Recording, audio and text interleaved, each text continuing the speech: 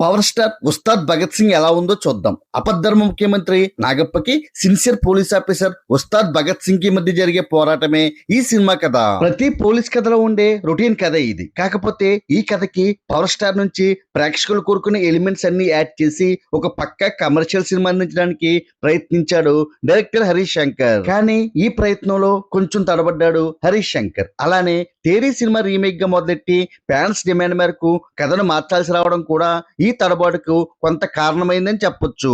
ఎందుకంటే అప్పటి వరకు తీసిన తేరీ సినిమాని సెకండ్ హాఫ్ లో ఫ్లాష్ బ్యాక్ గా మార్చి దాని చుట్టూ ఒక కొత్త కథ నల్లాల్సి రావడం ఈ సినిమాకి ప్రధానమైన మైనస్ అయింది. అంతేకాకుండా హరీష్ శంకర్ పవన్ కళ్యాణ్ ఎలివేషన్స్ మీద దృష్టి పెట్టి పెద్దగా కథేమీ లేకుండానే రొటీన్ కమర్షియల్ సన్నివేశాలతో సినిమా అంతా నింపేయడంతో ప్రేక్షకులు డిసప్పాయింట్ అవుతారు. కాకపోతే హరీష్ శంకర్ రాసిన పంచ్ డైలాగ్స్ మాత్రం బాగా పేలాయి. పవర్ స్టార్ మాత్రం తన ఎనర్జీతో వన్ మ్యాన్ షో చేశాడు. సినిమా అంతా తానే నడిపించాడు. తన డాన్స్ పై తనే జోకులు వేసుకునే ఎపిసోడ్ చాలా బాగుంది. తనదైన మేనరిజంతోనూ పవర్ఫుల్ డైలాగ్స్ తోనూ యాక్షన్ సన్నివేశాల్లో అదరగొట్టేశాడు పవర్ స్టార్. దేవిశ్రీ ప్రసాద్ సంగీతంలో తొలి ప్రేమ రీమిక్స్ సాంగ్ బాగుంది. తమన్ బీజిఎం పర్వాలేదనిపించింది. టోటల్ గా ఈ సినిమా ఎలా ఉంది అంటే పవర్ స్టార్ హరీష్ శంకర్ లా గబ్బర్ సింగ్ మ్యాజిక్ ఈసారి రిపీట్ కాలేదని చెప్పొచ్చు.